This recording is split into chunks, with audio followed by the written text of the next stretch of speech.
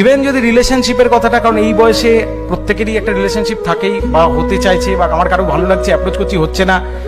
আমি অ্যাপ্রোচ করার আগে, আমার সিভিল সার্ভিস ক্লিয়ার হওয়ার আগে, চাকরি পাওয়ার আগে আরেকজন কেউ এলো, তার সঙ্গে হয়ে গেল, সব কিছু চলে গেল। এই সব চিন্তাগুলো মাথা থেকে সরিয়ে ফেলতে হবে। একজনকে ভালোবাসো, সিভিল সার্ভিস যদি টার্গেট হয়, সিভিল সার্ভিসকে ভালোবাসো, আর কাউকে ভালোবাসতে হবে না। আর কেউ নেই, আর মা বাবার সঙ্গে আছেন, পরিবার সঙ্গে আছে, আর কাউকে ভালোবাসতে হবে না।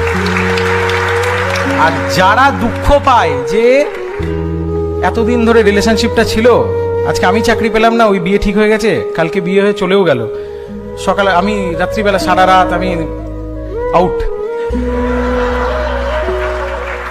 যে চলে গেছে না ছেড়ে, ও ছেড়ে যখন গেছে তার মানে ও এমনিও ভালোবাসতো না।